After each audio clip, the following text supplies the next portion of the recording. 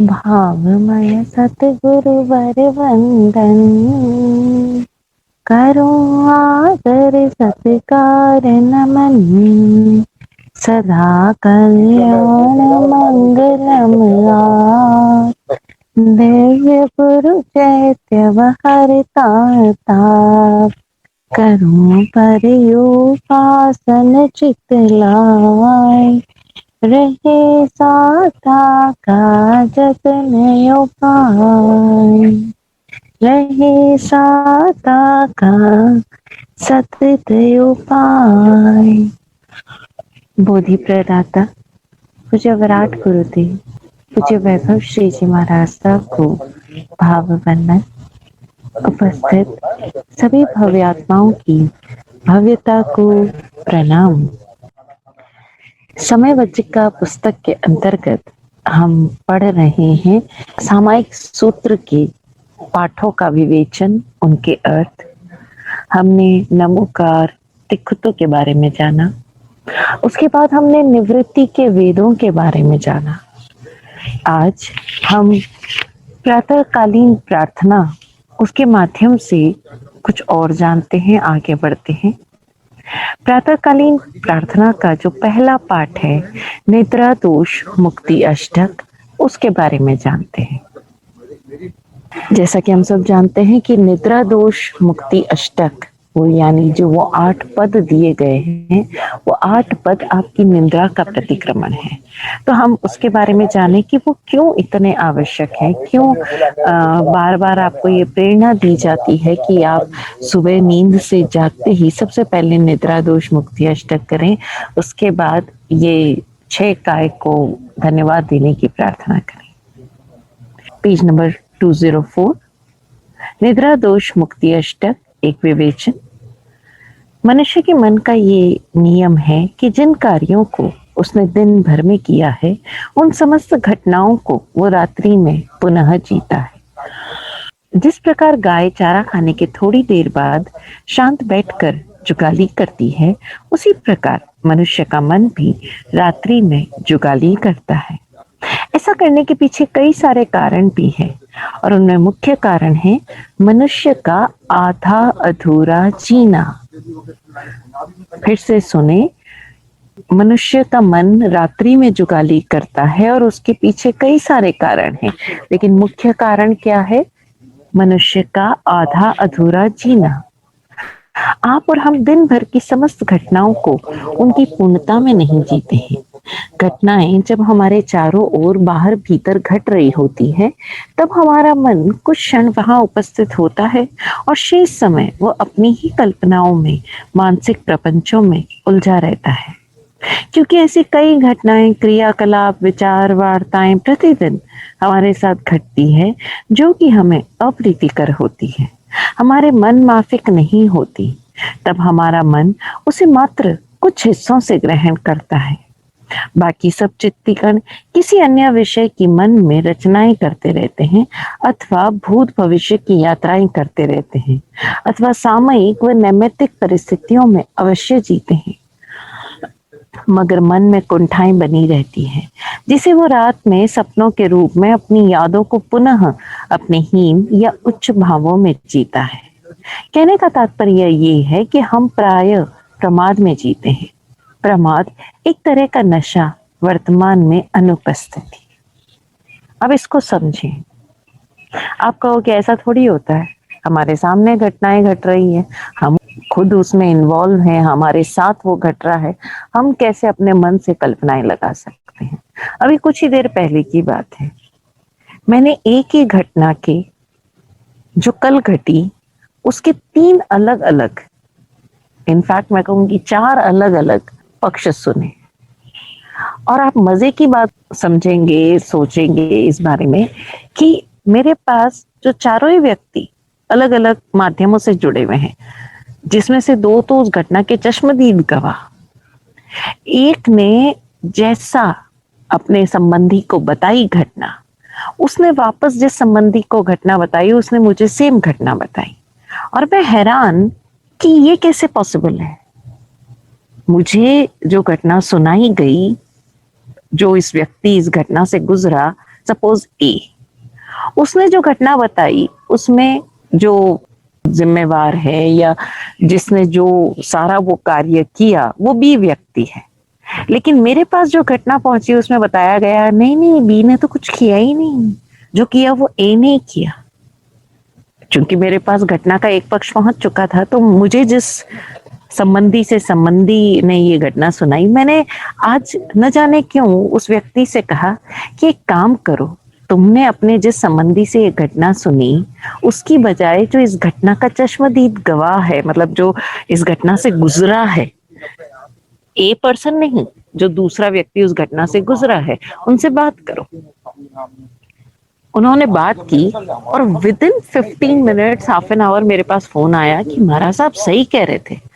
उसने बताया कि ए ने कुछ किया ही नहीं, जो किया वो बी ने ही किया था, और मैंने ऐसा ही अपने संबंधी को बताया है। पर पता नहीं वो किस रॉ में था और उसने क्या सुना और क्या समझा कि उसने ए को ही कसूरवार ठहराया, ए को ही सारा कल्प्रेट बताया।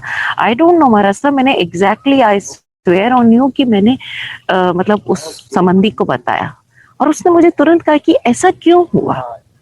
उसने मुझसे प्रश्न पूछा कि ऐसा क्यों हुआ, जब उस जो चश्मदीद गवाह था, जो ना ए था ना बी था, जब उसने सारी घटना एज इज जैसी घटी थी वैसी अपने संबंधी को सुनाई, तो उस संबंधी ने वो घटना वैसी ना लेकर दूसरी तरह से क्यों ली, जिसमें उसने बी को नहीं और ए को कसूरवार माना और सारी की सारी घटना ए पर थोप दी।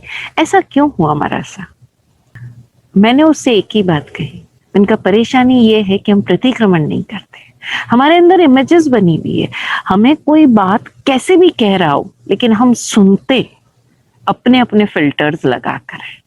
हम पूरी बात सुनते ही नहीं, हम उस घटना में मौजूद ही नहीं है, क्योंकि हमने मान लिया है अपने सो कॉल्ड, हमारी धारणाएं मान्यताएं बन गई है कि ए कल्प्रेट है, ए कल्प्रेट है, ए ही सारी गलती करता है, वही ऐसे रिएक्ट करता है, वही चिल्लाता है।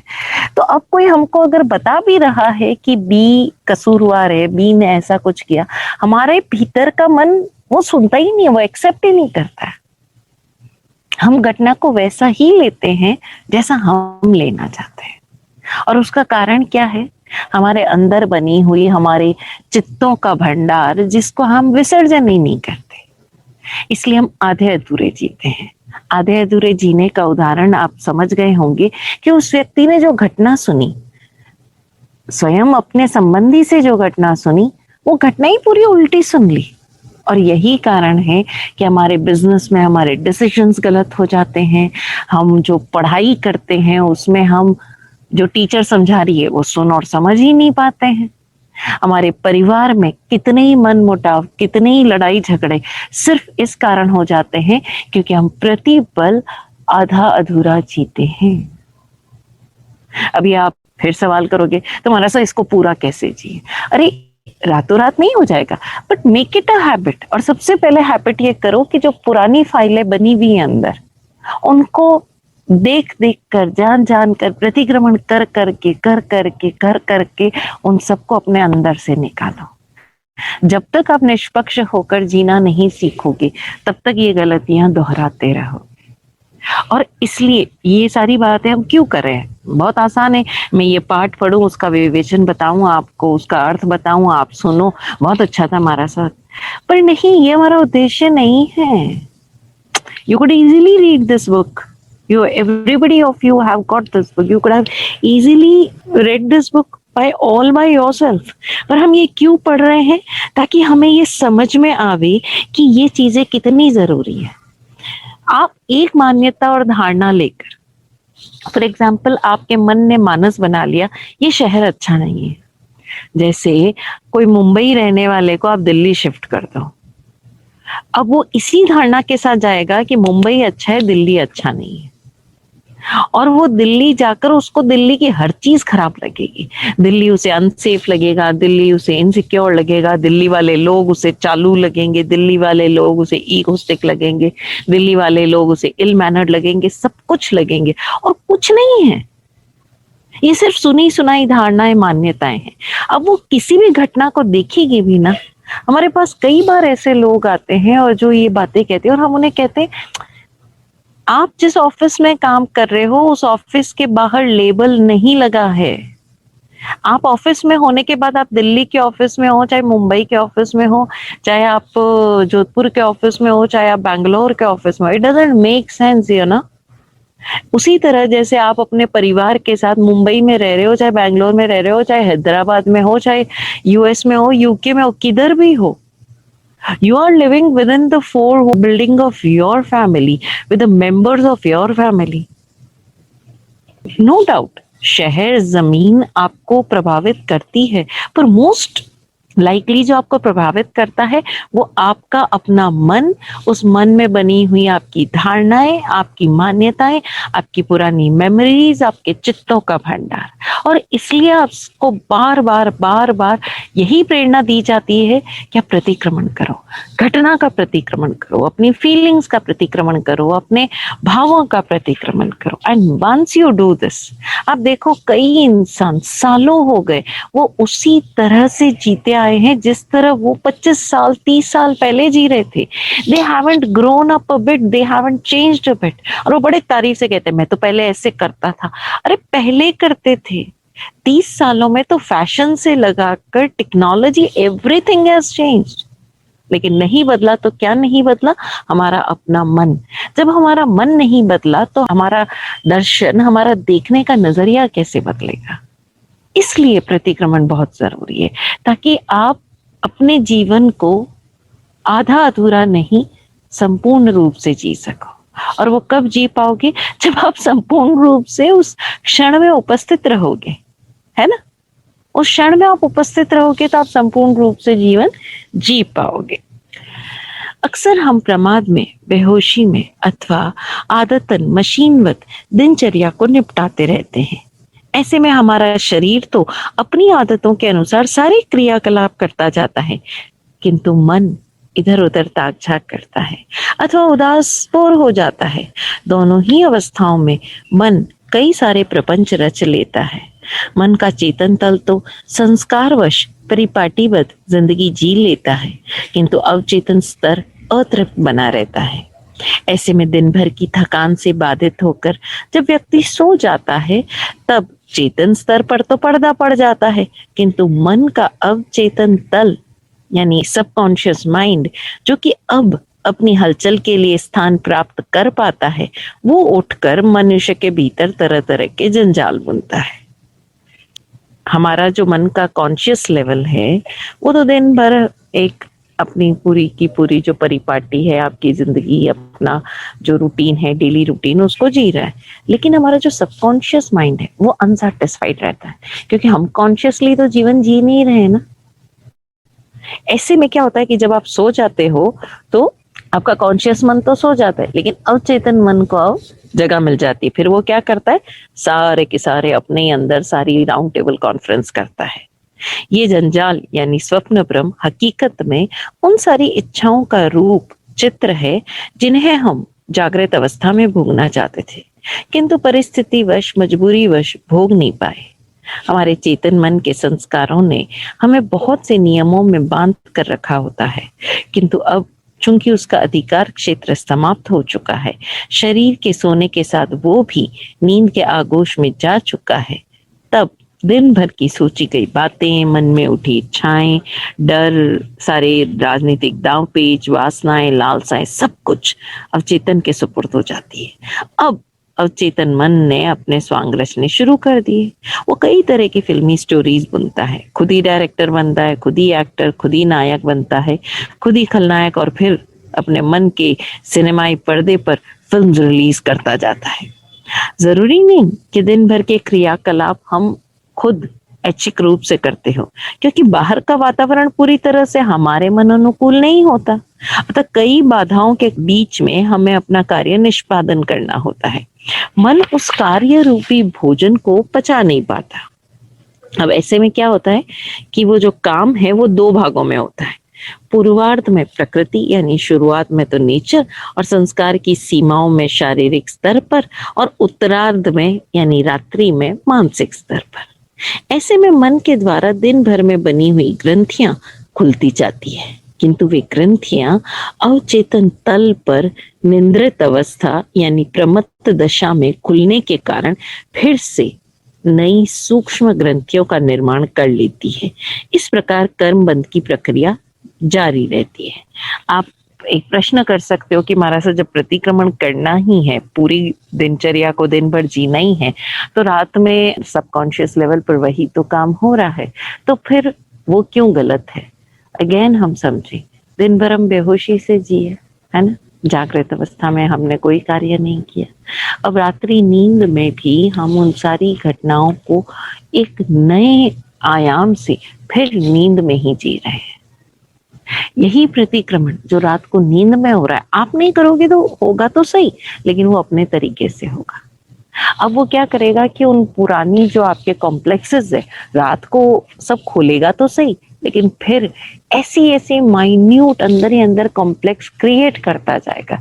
अब जो लोग इस कॉम्प्लेक्स क्रिएशन को जरा भी हैंडल नहीं कर पाते, तो आप देखो, आज साइकोलॉजिस्ट आपको बताएंगे, पूरे के पूरे मनोविज्ञान, पूरा के पूरा साइकेट्री आपकी इसी दम पर चल रही है कि व्यक्ति ड्यूअल पर्सनालिटी हो रहा है, व्यक्ति डिप्रेशन का शिकार हो रहा है, व्यक्ति एक और पर्सनालिटी, अलग अलग तरह के पर्सनालिटी डिसऑर्डर्स होता जा रहा है। क्यों?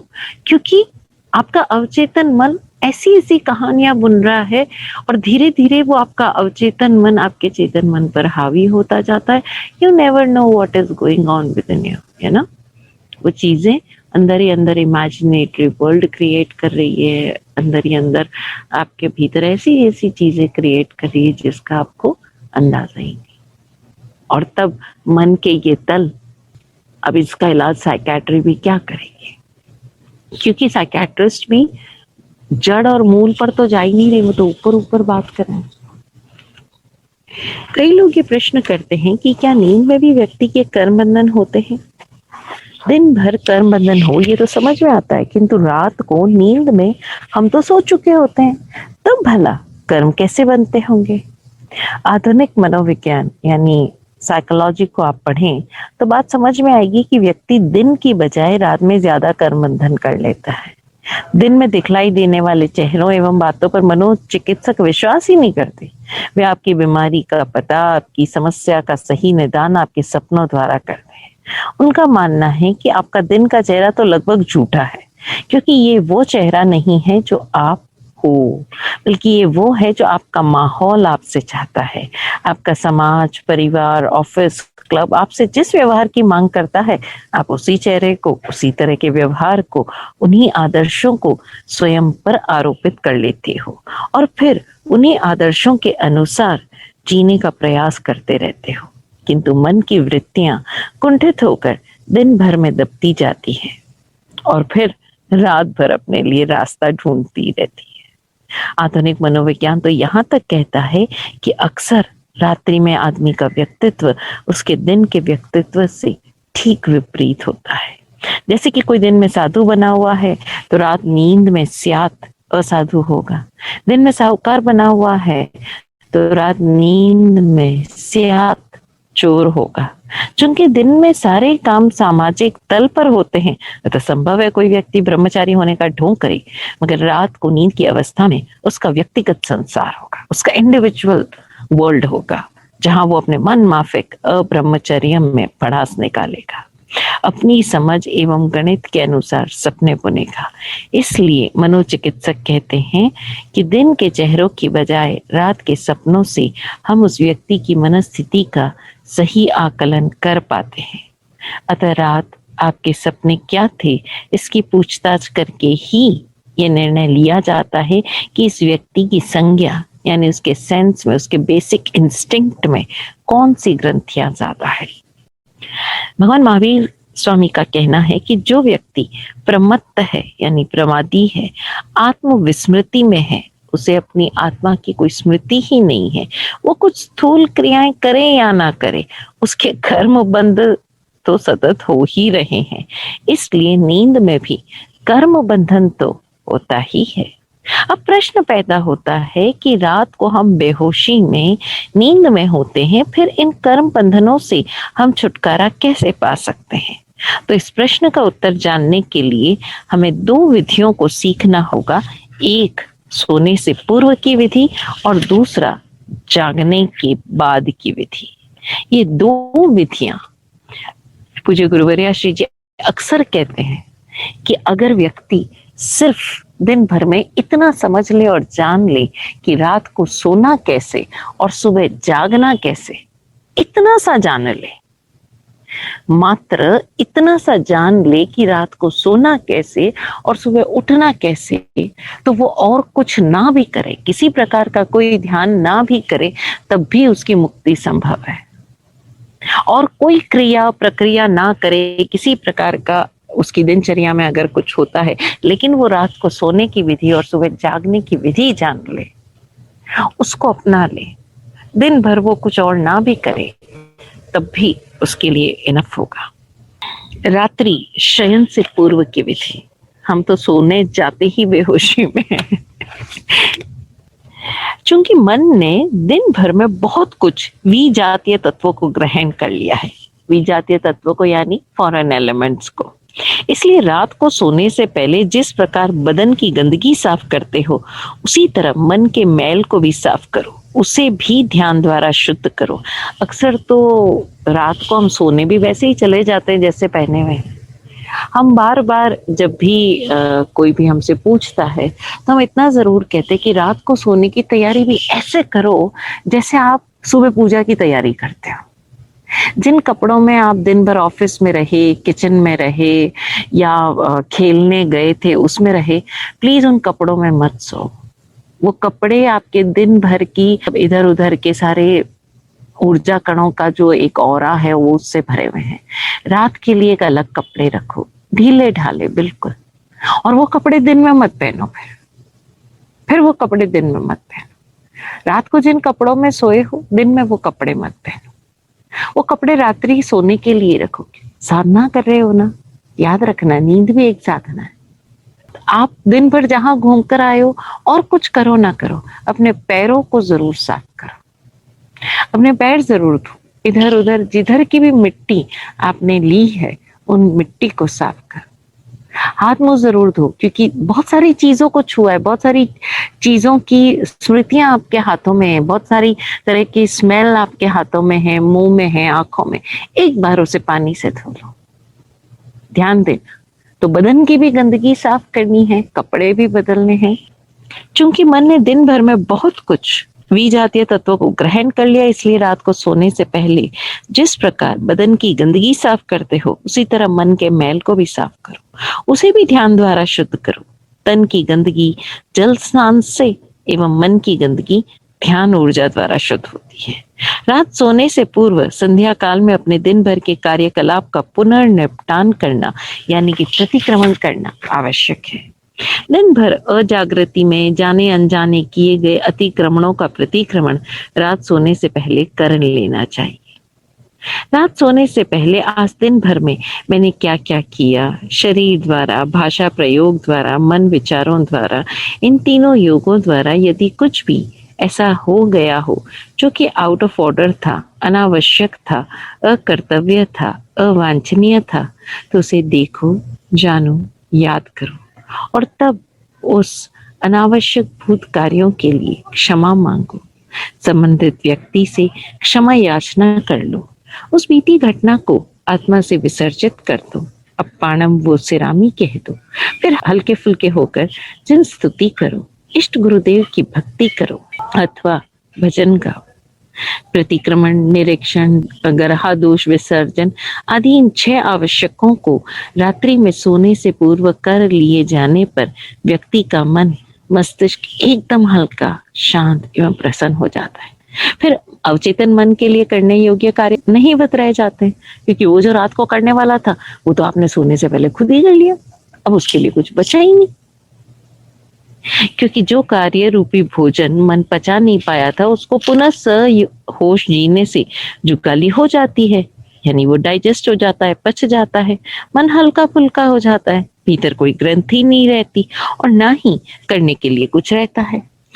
जब आप सोने के लिए बिस्तर पर जा चुके हो, तब रात्रि का संथारा ग्रहण कर लो।